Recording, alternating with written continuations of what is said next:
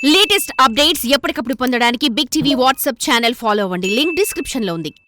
మీరెంత డబ్బు సంపాదించారో అంతకి ట్యాక్స్ కట్టాల్సిందే అంటూ మన గవర్నమెంట్ ముక్కు పిండి వసూలు చేస్తుందన్న సంగతి తెలిసిందే.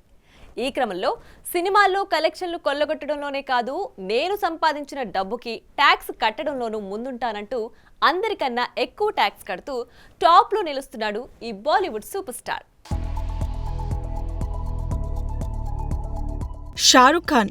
పారితోషికంగా 100 కోట్లు తీసుకోవడమే కాదు, దానికి తగ్గట్టుగా ట్యాక్స్ కూడా కట్టడం తెలుసంటున్నాడు ఈ కింగ్ ఖాన్. 2023-24 ఆర్థిక సంవత్సరానికి అందరికన్నా ఎక్కువగా అంటే దాదాపు 92 కోట్ల రూపాయలు ట్యాక్స్ కట్టి అందరికన్నా ముందు వరుసలో నిలిచాడు. ఇక గత ఏడాది పఠాన్, జవాన్, ఢంకీ వంటి వరుసగా 1000 కోట్ల సినిమాలతో ఆడియన్స్ ని ఎంటర్టైన్ చేసిన సంగతి తెలిసిందే. ఇక బాలీవుడ్ బాద్షా తర్వాతి స్థానంలో కోలీవుడ్ స్టార్ హీరో దళపతి విజయ్ ఉన్నారని తెలుస్తోంది.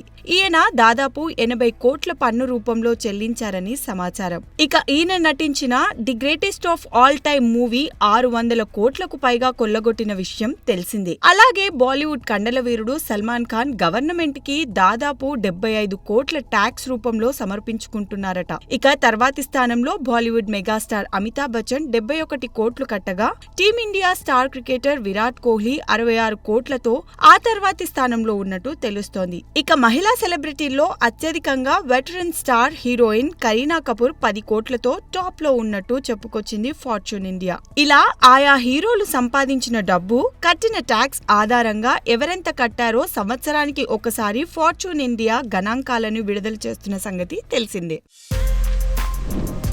For more videos like this, subscribe Big TV channel.